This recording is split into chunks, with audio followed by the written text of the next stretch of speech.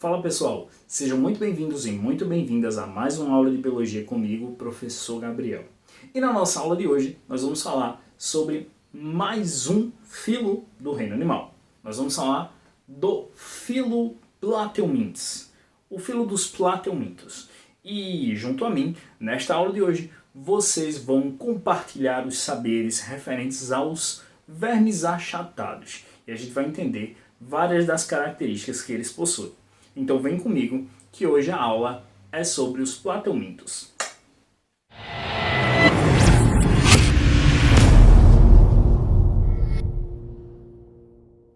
Mas afinal de contas, o que são os plateumintos? Plate vem do grego e significa achatado. E eumintes também vem do grego e significa vermes. Logo, os plateumintos são os vermes achatados. Como assim achatados, Gabriel? Vamos lá. Eles são fininhos feito panqueca, mas com uma direção específica. Eles são achatados dorso-ventralmente.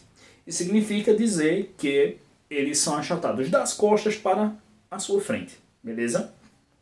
Esses vermes achatados são estudados juntamente aos vermes cilíndricos. Então você vai encontrar, muitas vezes no teu livro didático, ou nos sites que tu está pesquisando aí um pouquinho do conteúdo em questão, dois grupos de vermes, os plateumintos e os nemateumintos, ou nematóides, ou ainda nemátodos. E esses dois grupos são representados por vermes.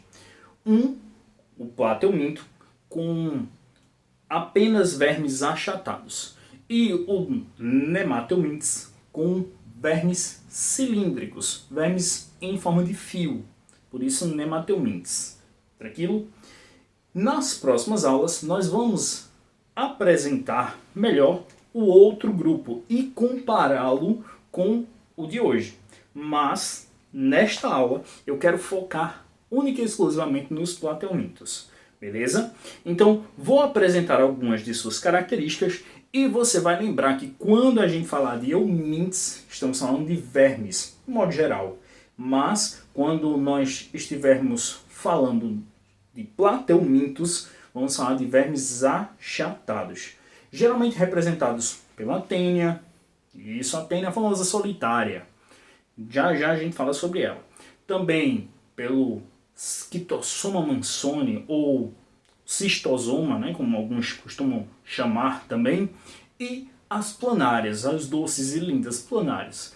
Mas antes de apresentar esses organismos a vocês, vamos conversar sobre as características gerais deles. Tranquilo?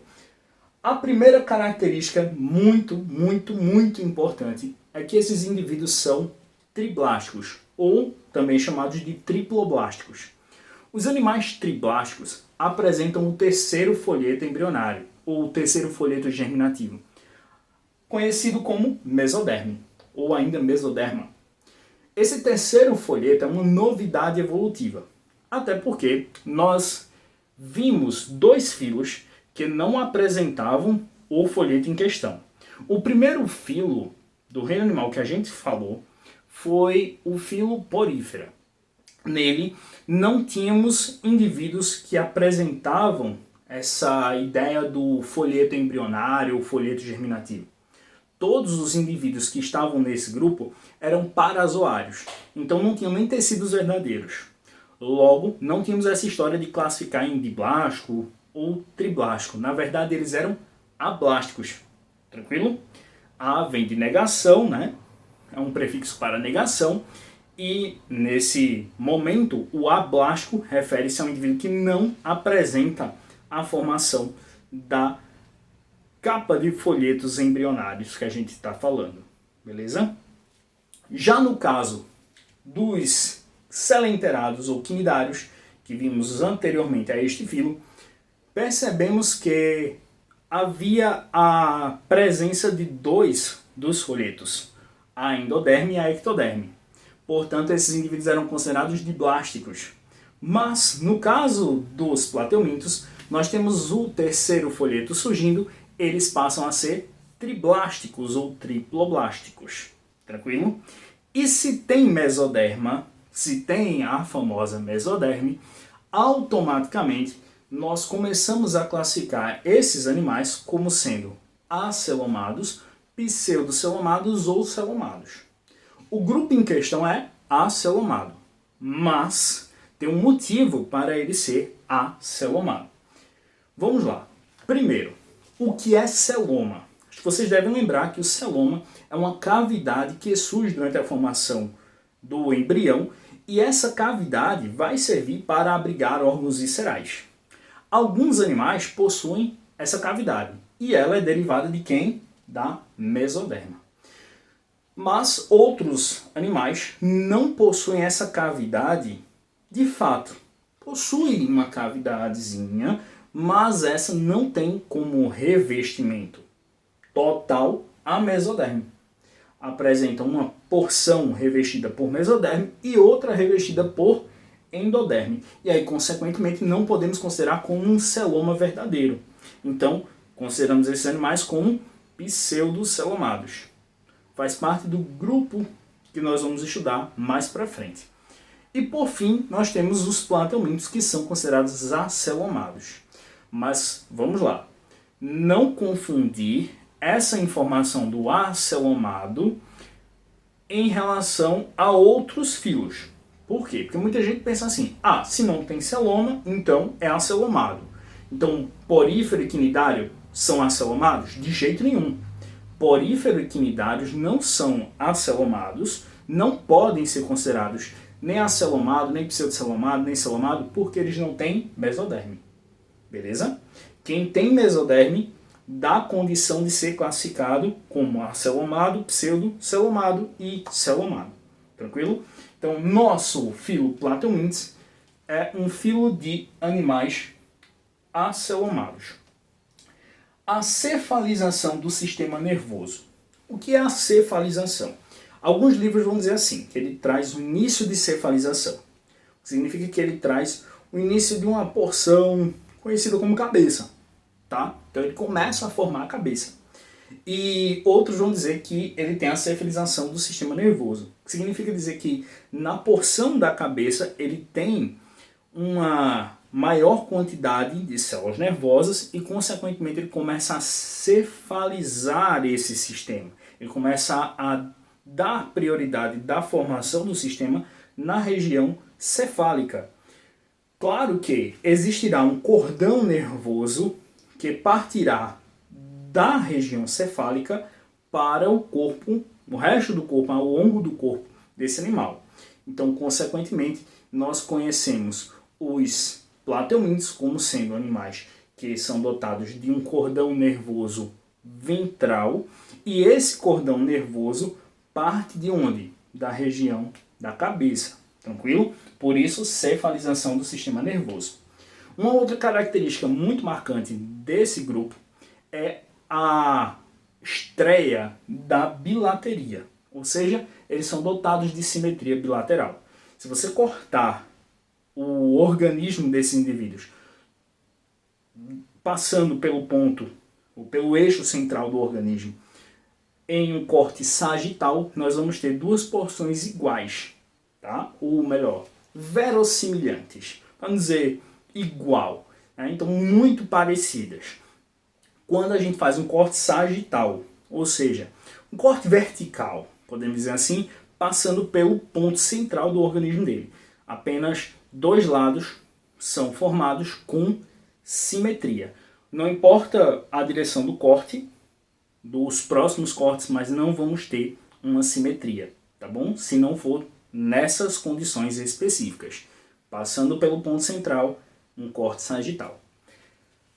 Além disso, o sistema digestório desses animais pode ser incompleto ou ausente. Depende do estilo de vida que ele leva. Alguns deles são de vida livre, portanto, são dotados de tubo digestório incompleto ou sistema digestório incompleto. Já aqueles que são considerados parasitas, ou melhor dizendo, parasitos, são considerados indivíduos com sistema digestório ausente, não apresentam sistema digestório. Logo, eles podem absorver os nutrientes diretamente do local onde estão ali habitando. Então, se eles estão habitando, por exemplo, o teu tubo digestório, automaticamente eles vão conseguir obter os seus nutrientes através da absorção deles do próprio organismo que ele está parasitando, o seu hospedeiro, sacou? E o tipo de vida, como a gente mencionou, é ou livre ou ainda parasita. Se ele tiver um estilo de vida livre, automaticamente ele vai ser considerado como membro oficial dos turbelários. Mas se eles por um acaso forem parasitas, então automaticamente eles poderão ser trematódeos ou ainda cestódeos. Se eles forem trematódeos, eles poderão ser endoparasitos ou ainda ectoparasitos. Se eles forem cestódeos, aí eles só poderão ser endoparasitos. Tranquilo? A partir das características gerais, nós vamos começar agora a analisar um pouco mais sobre o interior desses indivíduos. Para tal, eu vou utilizar como nosso organismo modelo uma turbelária, a famosa planária. Já ouviu falar? A planária é um bichinho fofinho pra caramba. Eu particularmente acho muito legal. Acho um dos animais mais engraçadinhos e estranhos ao mesmo tempo que nós costumamos abordar no ensino médio, no ensino superior, enfim, nas aulas de biologia de modo geral. Eu acho muito legal conversar sobre as planárias porque elas trazem um mistériozinho por trás delas. Mas isso a gente vai ver ao longo da nossa explanação. A princípio, nós vamos conversar um pouco sobre a estrutura morfológica desses indivíduos. E, para tal, precisamos entender que na região da cabeça, eles apresentam os ocelos. E muita gente deve estar pensando aí, são os olhinhos dele. Não necessariamente olhos. São estruturas semelhantes a olhos, mas que não podem ser consideradas como tal. Por quê? Embora estejam bem parecidos com olhinhos, e ainda mais deixando um pouquinho usando unha, né? Nós temos os ocelos como estruturas responsáveis por indicar a presença de luz. São estruturas fotossensíveis. Logo, se aquela dada planária está ali na presença de uma alta luminosidade, ela vai se sentir um pouquinho inquieta e vai tentar se afastar. Já em relação à própria necessidade do calor, por exemplo, ela pode utilizar os ocelos ao seu favor, buscando esse calor ou até se afastando dele, até porque esses organismos dependem bastante da água. São encontrados geralmente em ambiente doce-aquícola e, portanto, não podem ficar muito tempo expostas à luz do sol para não desidratarem. Nessa perspectiva, nós temos na cabeça os ocelos, mas temos outras estruturas que precisam ser mencionadas. Como eu disse a vocês, o tubo digestório, o sistema digestório dos indivíduos que são de vida livre é incompleto. Logo, o tubo digestório da nossa planária será incompleto.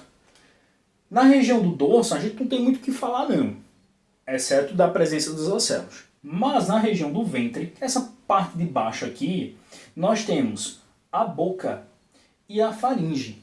E eu não sei se vocês perceberam, mas ocorre uma projeção da faringe. Nós chamamos ela de projeção faríngea.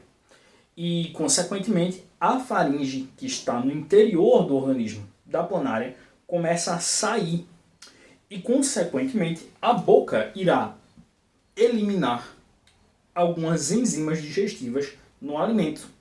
Então, digamos que essa planáriazinha quer se alimentar de uma folhinha que caiu.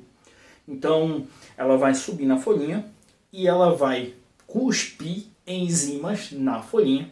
Aquelas enzimas vão começar a quebrar os componentes bioquímicos daquela folha e, posteriormente, a planária vai usar a sua boca para sugar aquilo que está sendo digerido pelas suas enzimas. Então, essa projeção faríngea serve para ela se alimentar. Só que são pouquíssimos nutrientes que são absorvidos. Logo, não há como formar um bolo fecal. Não há por que ter anos nesses indivíduos, tendo em vista que a digestão ocorre parcialmente fora do próprio organismo, com a liberação das enzimas e, posteriormente, captação dos nutrientes. Sacou? Então, ela consegue capturar os nutrientes através desse mecanismo. Um pouco mais embaixo, nós temos o poro genital. Esse poro genital serve principalmente para a realização da reprodução sexuada das planárias. Professor, esse bicho estranho faz bobiças? Bom, faz. Geralmente, as planárias, quando querem se reproduzir de forma sexuada, unem os poros genitais, então uma cola o poro genital com outra, e ali ocorre a troca de gametas.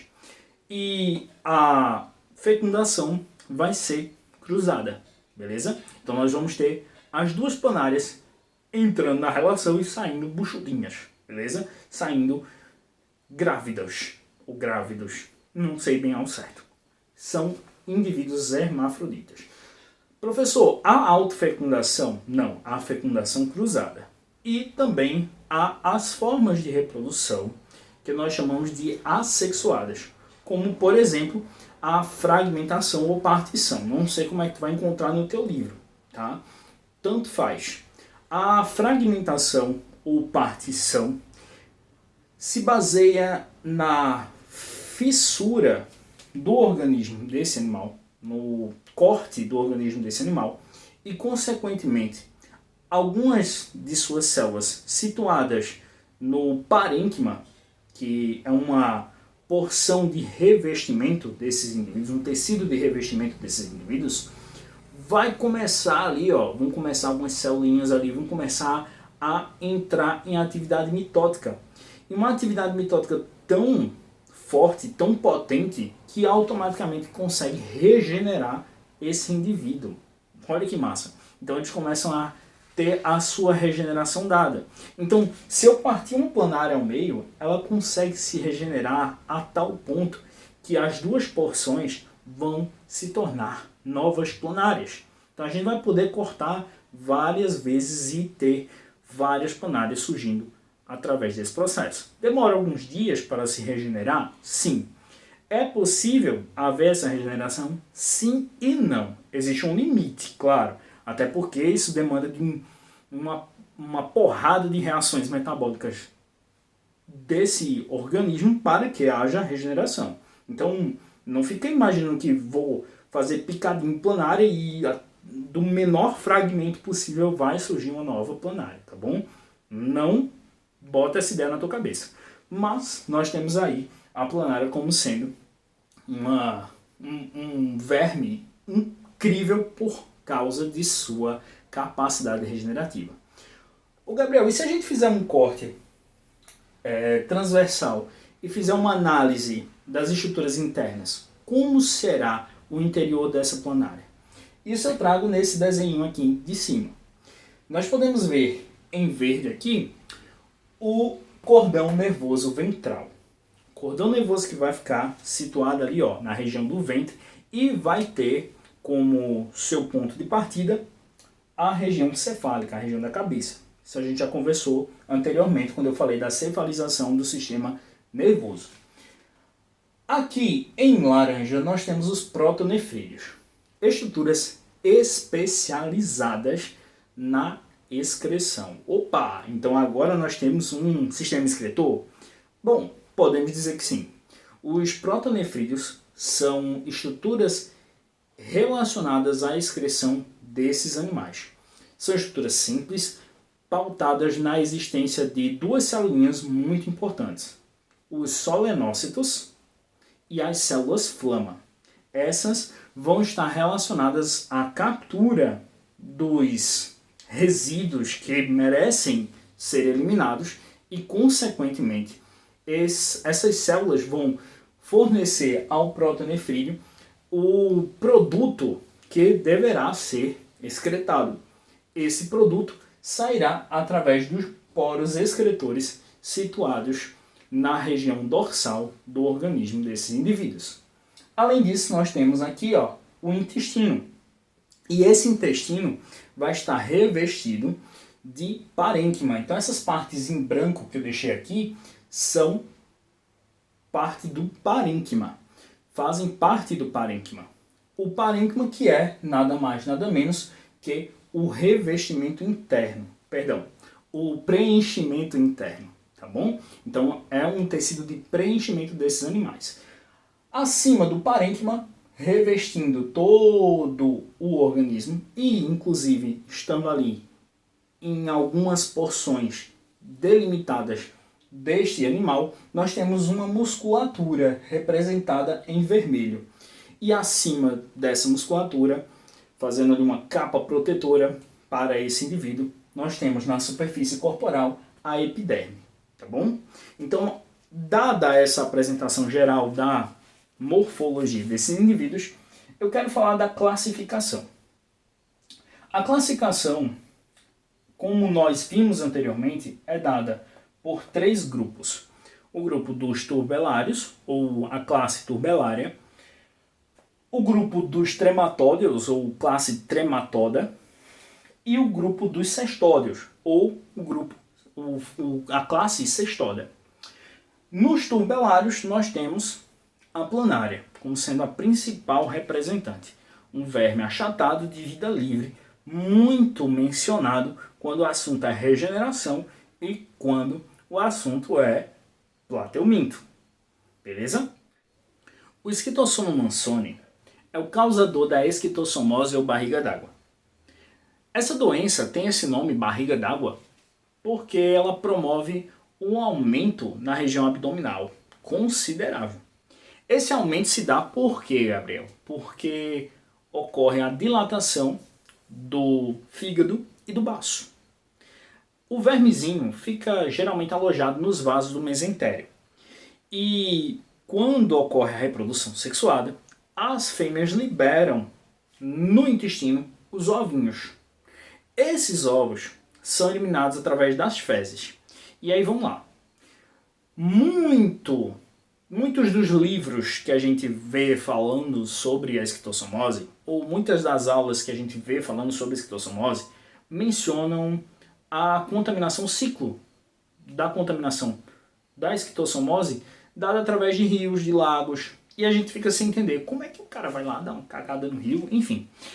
Na verdade, é a falta de saneamento básico. Antigamente não tinha saneamento básico, não tinha rede de esgoto e, consequentemente, o pessoal fazia necessidades, urina, fezes, próximo a rios, ou nos rios diretamente, ou ainda em fossas. E essas fossas, quando eram esvaziadas, tinham a eliminação do seu material orgânico, muitas vezes nos rios, de forma precária mesmo.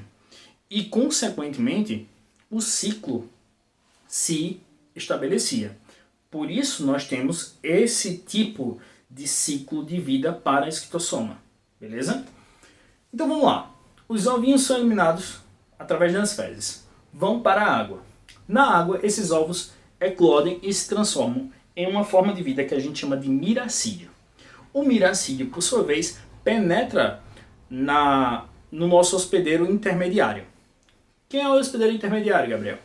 É o hospedeiro temporário, conhecido como caramujo.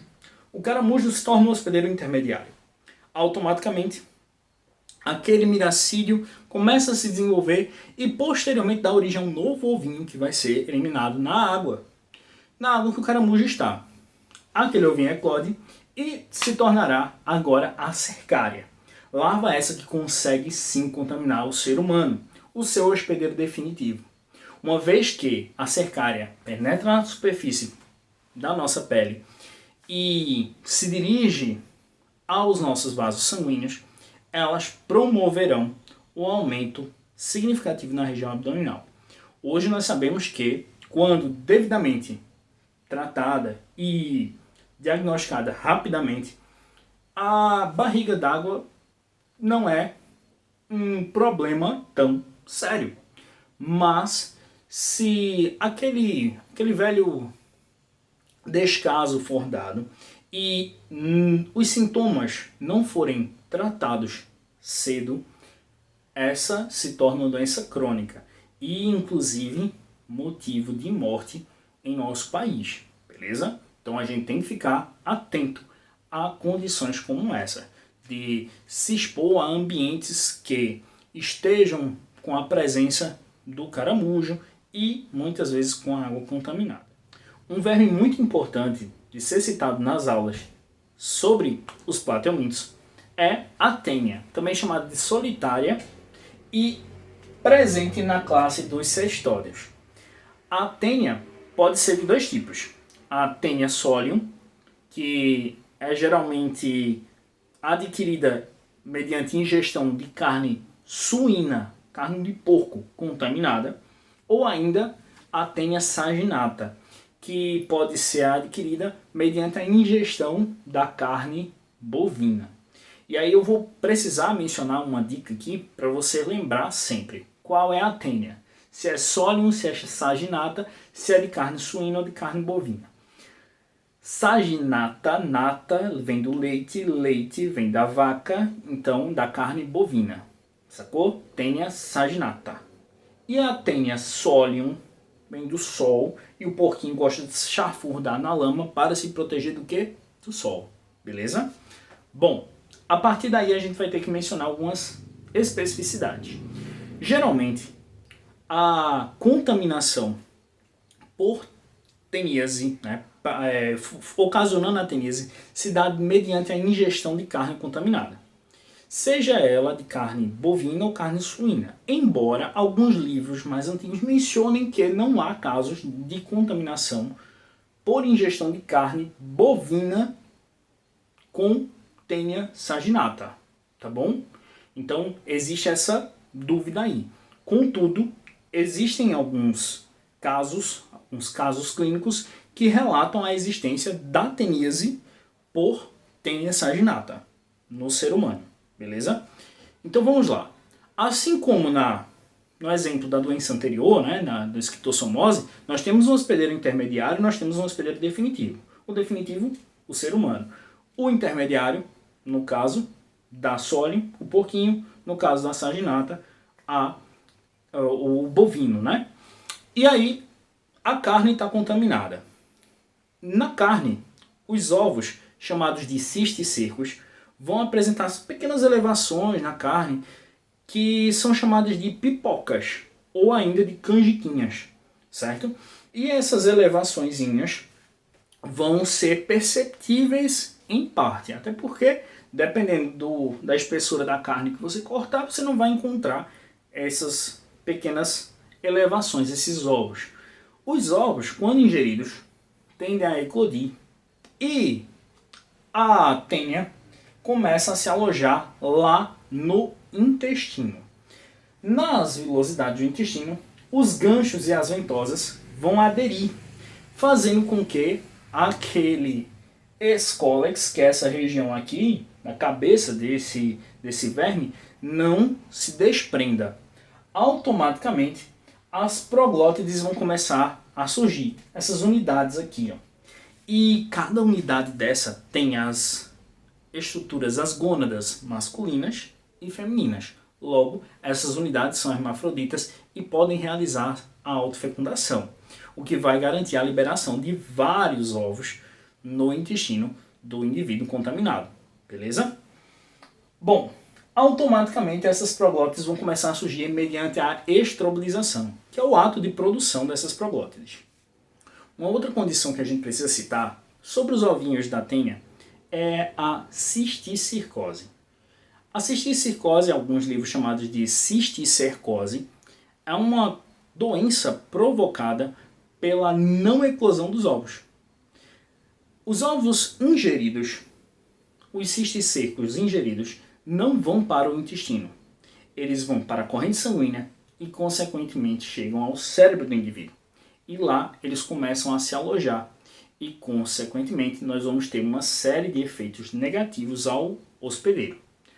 Claro que, devidamente diagnosticado e tratado, não será um problema. Contudo, se negligenciado, poderá ser algo bem mais severo no futuro. Então, pessoal, eu espero que vocês tenham gostado da nossa aula de hoje. Eu sei que são muitas informações, eu tentei deixar mais enxugado possível para que vocês pudessem ter uma noção básica do que é o filo e também das verminoses que este filo apresenta, né? Bom, num próximo vídeo vamos conversar sobre os vermes cilíndricos e em outros vídeos que serão extras deste aqui, nós vamos apresentar especificamente cada doença e os seus cuidados, as suas formas de contaminação, os seus ciclos, bem mais detalhado, beleza? Fiquem com Deus, um cheiro bem grande e, antes que eu me esqueça, não saia daqui sem deixar o seu like, sem se inscrever no canal e sem ativar o sininho para receber notificação sempre que há vídeo novo. Não esqueça também de me acompanhar nas redes sociais, no Instagram, no Twitter e no Facebook. Acompanhe a nossa trajetória para que nós possamos aprender biologia sempre juntos.